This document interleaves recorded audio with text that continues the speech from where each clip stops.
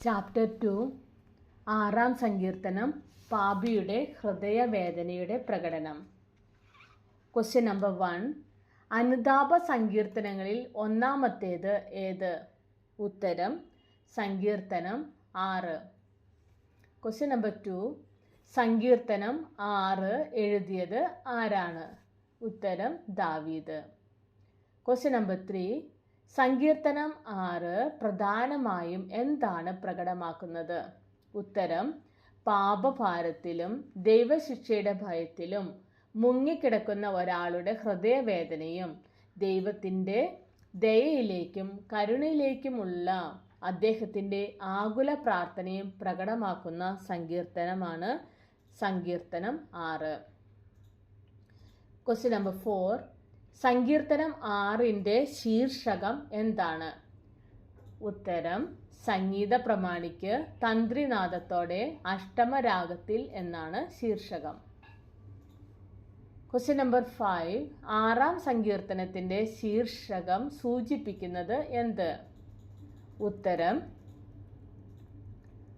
8 കമ്പികൾ ഉള്ള സംഗീത സാമഗ്രിയുടെ സഹായത്തോടെ ഇത് പാടണമെന്ന നിർദ്ദേശമായിരിക്കാം എന്ന് മനസ്സിലാക്കുന്നു. Question number 6.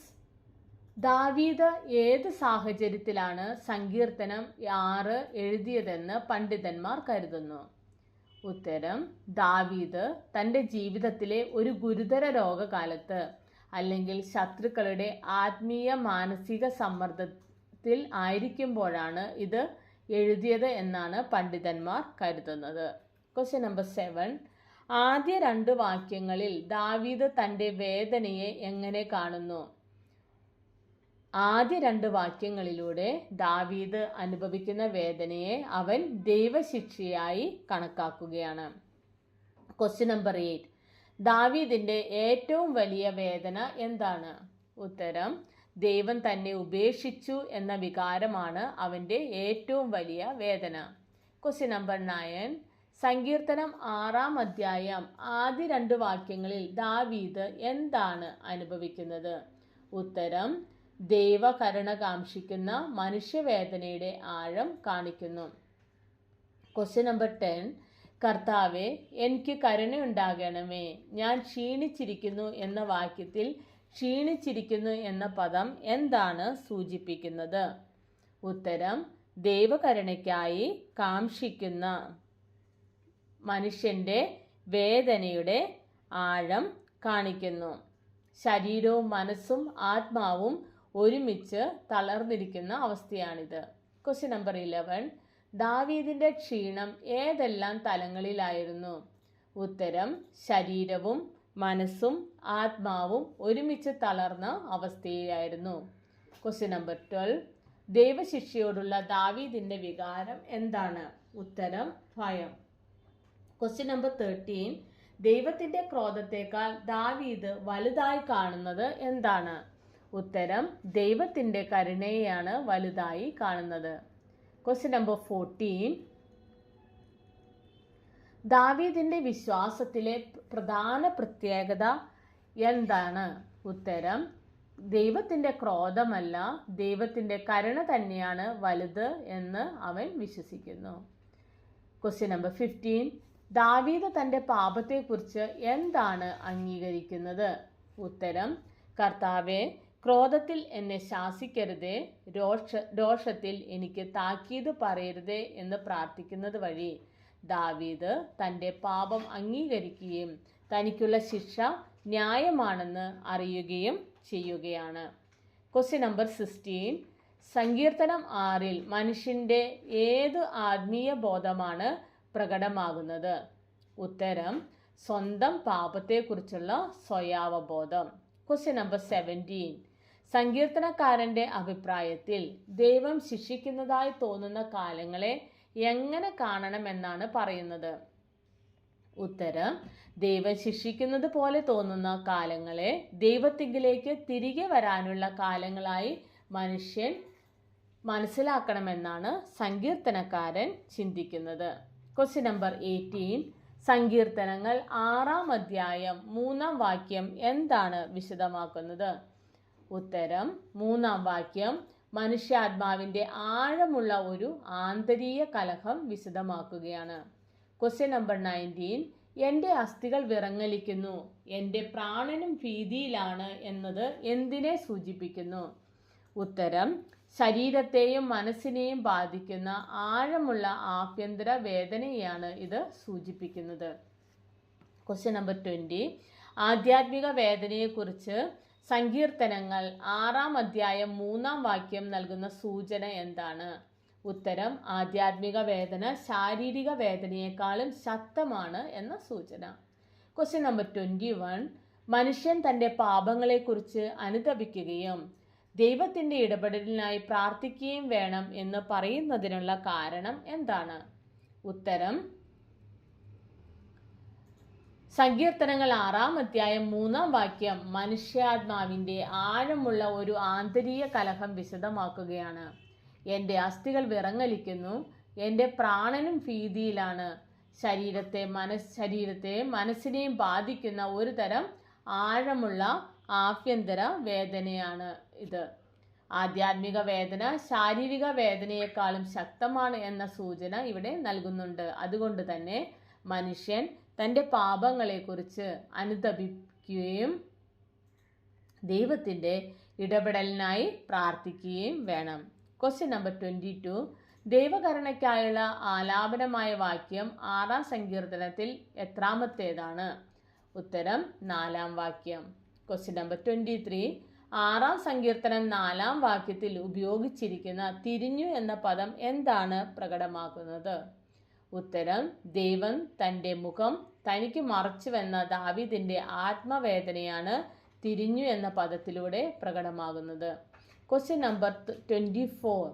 ദാവീദിൻ്റെ ഏക പ്രത്യാശ എന്തായിരുന്നു?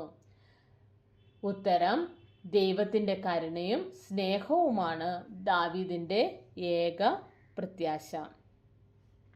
Question number 25. 6-ാം സങ്കീർത്തനം 5-ാം വാക്യത്തിൽ ഏത് ഭയത്തിൽ നിന്നുള്ള അപേക്ഷയാണ് കാണുന്നത്? ഉത്തരം: മരണഭയത്തിൽ നിന്നുള്ള അപേക്ഷയാണ് കാണുന്നത്. Question number 26. മൃതശരീരത്തിൽ നിന്ന് നിന്നെ സ്മരിക്കുന്നവൻ ആരുമില്ല എന്ന വാക്കിൻ്റെ പശ്ചാത്തലം എന്താണ്? ഉത്തരം: പഴയ നിയമകാലത്തെ എബ്രായ ചിന്തയിൽ കല്ലറിയിൽ പോകുമ്പോൾ സ്തോത്രവും ആരാധനയും ഇനി ചെയ്യാൻ കഴിയില്ല എന്നായിരുന്നു ധാരണ. അതുകൊണ്ടാണ് ദാവീദ് പറയുന്നത്, ജീവിച്ചിരിക്കുമ്പോൾ ഞാൻ നിന്നെ സ്തുതിക്കാൻ കഴിയട്ടെ, അതിനാൽ എന്നെ രക്ഷിക്കണമേ എന്ന്. Question number 27. പഴയ നിയമകാലത്തെ എബ്രായരുടെ കല്ലറയെക്കുറിച്ചുള്ള ധാരണ എന്തായിരുന്നു? ഉത്തരം: പഴയ നിയമകാലത്തെ എബ്രായ ചിന്തയിൽ കല്ലറയിൽ പോകുമ്പോൾ സ്തോത്രവും ആരാധനയും ഇനി ചെയ്യാൻ കഴിയില്ല എന്നായിരുന്നു ധാരണ. Question number 28. ദാവീദ് എന്തുകൊണ്ടാണ് തന്നെ രക്ഷിക്കണമേ എന്ന് അപേക്ഷിക്കുന്നത്? ഉത്തരം: ജീവിച്ചിരിക്കുമ്പോൾ ദൈവത്തെ സ്തുതിക്കാൻ കഴിയണമെന്നതിനാലാണ് അവൻ രക്ഷയ്ക്കായി അപേക്ഷിക്കുന്നത്. Question number 29. 6-ാം സങ്കീർത്തനം 5-ാം വാക്യത്തിൽ ദാവീദിൻ്റെ അപേക്ഷ എന്തിൻ്റെ ആർപ്പുവിളിയാണ്? ഉത്തരം: ആത്മീയമായും മാനുഷികമായുമുള്ള നിലനിൽപ്പിന് വേണ്ടിയുള്ള ആർപ്പുവിളിയാണ്. Question number 30. ഭൂമിയിലെ ജീവിതത്തെക്കുറിച്ച് 6-ാം സങ്കീർത്തനം 5-ാം വാക്യം നൽകുന്ന ഓർമ്മപ്പെടുത്തൽ എന്താണ്? ഉത്തരം: ഭൂമിയിൽ ജീവിക്കുന്ന കാലം ദൈവത്തെ തേടാനുള്ള കാലമാണെന്ന് മനുഷ്യൻ ഓർത്തിരിക്കണം എന്ന് ഇവിടെ ഓർമ്മിപ്പിക്കുന്നു. Question number 31. 6-ാം സങ്കീർത്തനം 6-ഉം 7-ഉം വാക്യങ്ങളിൽ എന്താണ് പ്രകടമാക്കപ്പെടുന്നത്? ഉത്തരം: ദുഃഖത്തിൻ്റെ പാരമ്യത. Question number 32. അനുതാപത്തിൻ്റെ ഭാഷ എന്താണ്? ഉത്തരം: കണ്ണുനീർ. Question number 33. യോഗികളായ പിതാക്കന്മാർ അനുതാപത്തിൻ്റെ കണ്ണുനീരിനെക്കുറിച്ച് എന്താണ് പഠിപ്പിക്കുന്നത്? ഉത്തരം: അനുതാപത്തിൻ്റെ കണ്ണുനീർ ദൈവത്തിൻ്റെ ദയയെ ആകർഷിക്കുന്നു എന്ന് യോഗികളായ പിതാക്കന്മാർ ശക്തമായി പഠിപ്പിക്കുന്നുണ്ട്. Question number 34. 6-ാം സങ്കീർത്തനം 8 മുതൽ 10 വരെയുള്ള വാക്യങ്ങൾ മനുഷ്യനെ എവിടെ നിന്ന് എവിടേക്ക് നയിക്കുന്നു? ഉത്തരം: ആശങ്കയിൽ നിന്ന് ആത്മവിശ്വാസത്തിലേക്കും ദുഃഖത്തിൽ നിന്ന് വിശ്വാസത്തിലേക്കും ആകുലതയിൽ നിന്ന് പ്രത്യാശയുടെ ഉറപ്പിലേക്കും. ക്വസ്റ്റ്യൻ നമ്പർ 35, കണ്ണുനീർ എന്തിൻ്റെ ഭാഷ? ഉത്തരം അനുതാപത്തിൻ്റെ ഭാഷ. ക്വസ്റ്റ്യൻ നമ്പർ 36, ആഴമേറിയ പ്രാർത്ഥനയുടെ ഫലം എന്താണ്?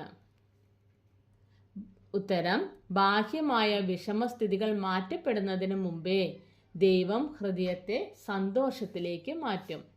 ക്വസ്റ്റ്യൻ നമ്പർ 34, ശത്രുക്കളിൽ നിന്ന് സങ്കീർത്തനക്കാരനെ ആര് സംരക്ഷിക്കും? ഉത്തരം ദൈവം. ക്വസ്റ്റ്യൻ നമ്പർ 35, പ്രാർത്ഥന മനുഷ്യന്റെ ഹൃദയത്തിൽ എന്ത് മാറ്റം വരുത്തുന്നു? ഉത്തരം ബാഹ്യമായ വിഷമസ്ഥിതികൾ മാറ്റപ്പെടുന്നതിന് മുമ്പേ ദൈവം ഹൃദയത്തെ സന്തോഷത്തിലേക്ക് മാറ്റും. ക്വസ്റ്റ്യൻ നമ്പർ 36, സങ്കീർത്തനം 6 നൽകുന്ന പ്രധാന സന്ദേശങ്ങൾ എന്തെല്ലാം? 1, പാപബോധത്തിൻ്റെയും അനുതാപത്തിൻ്റെയും ആഴം നമ്മിൽ വർദ്ധിക്കണം. 2, ദൈവത്തിൻ്റെ ശിക്ഷ നീതിയുള്ളതാണെങ്കിലും അവൻ കരുണയുള്ളവൻ എന്ന് നാം വിശ്വസിക്കണം. 3, ദൈവത്തോടുള്ള ബന്ധം പുനഃസ്ഥാപിക്കാൻ മനുഷ്യൻ്റെ ആകുലതയും അനുതാപ ജീവിതവും പ്രയോജനപ്പെടും. 4, അനുതപിക്കുന്ന പാപിയുടെ പ്രാർത്ഥന ദൈവം നിശ്ചയമായും കേട്ടിരിക്കും. 5, പ്രാർത്ഥന ദുഃഖത്തെ ശാന്തിയിലേക്ക് മാറ്റുന്നു. മനുഷ്യനായിരിക്കുമ്പോൾ ദുഃഖം, രോഗം, പാപബോധം എന്നിവയിൽ നാം തകരാം. എന്നാൽ ആത്മാർത്ഥമായ പ്രാർത്ഥനയും അനുതാപവും ദൈവത്തിൻ്റെ സന്നിധിയെ നമ്മിലേക്ക് തിരിച്ചു കൊണ്ടുവരും. തകർന്ന പശ്ചാത്തപിക്കുന്ന ഹൃദയത്തെ ദൈവം നിരസിക്കുകയില്ല. 6, ദൈവത്തിൻ്റെ ശിക്ഷ സ്നേഹത്തിൽ നിന്ന് വരുന്നതാണ്. അത് ധ്വംസനത്തിനല്ല, നമ്മുടെ തിരുത്തലിനാണ്. 7, ദൈവം കരച്ചിലിനോടുള്ള ദൈവമാണ്. Silent tears R prayers. 8, പ്രാർത്ഥന നമ്മുടെ സാഹചര്യങ്ങളെ മാറ്റുന്നതിന് മുമ്പേ നമ്മെ തന്നെ ദൈവം വിശുദ്ധീകരിച്ച് പ്രത്യാശ ഉള്ളവരാക്കും. 9, വേദനയുടെ ആഴത്തിൽ വിശ്വാസത്തിൻ്റെ പാത തുറന്നു കിടക്കുന്നുവെന്ന ബോധ്യം നമുക്കുണ്ടാവണം. Thank you.